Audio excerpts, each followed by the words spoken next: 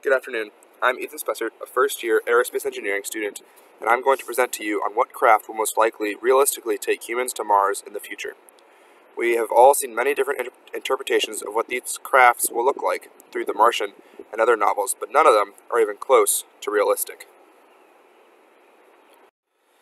Here are the parameters of this spacecraft. The craft must safely transport 6 astronauts from the surface of the Earth to the surface of Mars, where they will stay for 30 days, and then return them along with 500 kilograms of samples safely to the surface of the Earth. The secondary objective of this vessel is to exist and operate at the lowest possible cost. Here's the Hermes spacecraft from The Martian. It looks far more realistic and modern than, say, the futuristic Starship Enterprise from the Star Trek. Still, there are flaws in the Hermes. Its length would create serious structural issues during the flight. When making course maneuvers, there would be added stress across the joints of the Hermes as it tries to bend.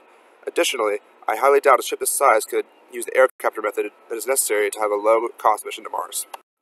The Earth ascent will use the Space Launch System 130 metric ton evolved configuration. This has far more cargo space than its sibling, the 70 metric ton Space Launch System, and it will take multiple launches to deliver the many different parts of the Mars Transit Vehicle from low into low Earth orbit. The crew will be in the Orion capsule. It has currently already undergone one successful unmanned test flight and is on schedule to be human-rated in the early 2020s.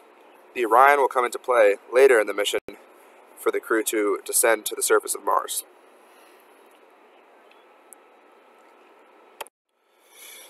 The primary habitat of the crew during their roughly 9-month voyage to Mars will be in multiple Bigelow BA-330s. This inflatable habitat is much easier to transport from the Earth's surface to low Earth orbit. It has increased radiation protection and space debris protection, which allows it to weigh less and have similar sized construction parts of the ISS.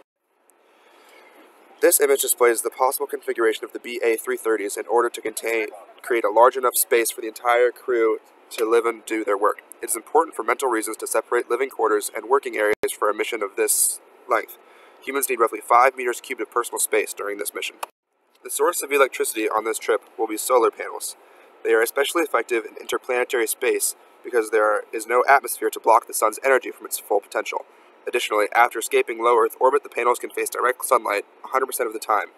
These panels are not as effective as nuclear reactors, but are far safer. A trip of this length will require astronauts to have artificial gravity on their voyage. Without artificial gravity, it might be possible to maintain muscular strength, but bone density would definitely decrease, and the first week on Mars would be unusable. Artificial gravity can be induced by spinning a section of the spacecraft that the crew would spend the majority of their time in. Exercise. If you spin the ship, you can use similar exercise equipment as that is used on Earth. This decreases the cost compared to using advanced microgravity equipment. Additionally, less time spent exercising means more time spent doing research. We can reduce exercising time from 2.5 hours down to 1. The interplanetary vehicle will be propelled by an ion thruster. These are both quite futuristic, but also unfortunately realistic. They use minimal fuel and are incredibly efficient, yet provide very little thrust. They must be left on for long periods of time in order to accelerate the craft to the needed speed. This chart is a NASA flowchart of how to recycle and reuse all air, food, and water waste. Every human excrement can be reused, not for consumption, but as radiation protection. It is vital that these systems perform perfectly because it is infeasible to bring enough air and water to last a crew of 6 for over a year without any recycling. This is an example of how the storage units and fuel tanks can be arranged in order to increase radiation protection. Most ideas of what an interplanetary vehicle would look like are long and narrow. That does not make sense because it wastes valuable physical matter that can be used as radiation protection. Additionally, a longer ship will endure far more forces across it. This is a HIAD, Hypersonic Inflatable Aerodynamic Decelerator. It is a heat shield and a method of significantly changing the delta V of a craft when trying to establish orbit around Mars.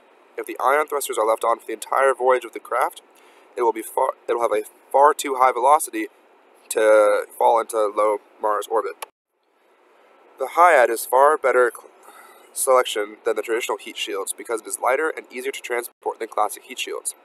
The HIAD can be used to slow down crafts that are far wider than the Earth launch system used to bring up the individual parts. This also stops the crew from having to assemble the heat shield in space. The image here is the Curiosity sky crane. The Curiosity had to use this method because Mars' atmosphere is too thin to use parachutes for effectively slowing down to a human-rated safe landing velocity. So the descent vehicle will need to use rockets to slow down. A parachute will also be used, but won't be enough on its own.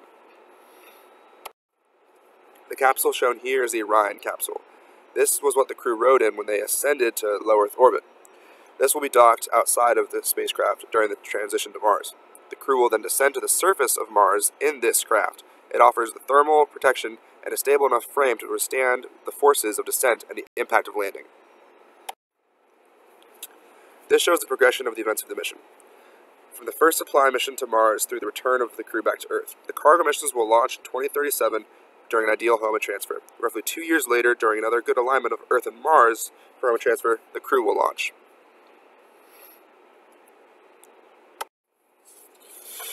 Their journey will take 9 months. They leave the Bigelow and the interplanetary craft in low Mars orbit during their stay on Mars. They will then use a Mars ascent vehicle to ascend from the Martian surface to rejoin their interplanetary craft in low Mars orbit. Once in low Earth orbit, an Orion capsule will be sent up to the crew for them to dock with and used to descend to the Earth's surface. The interplanetary craft will remain in low Earth orbit to be used later for future missions after some refurbishing.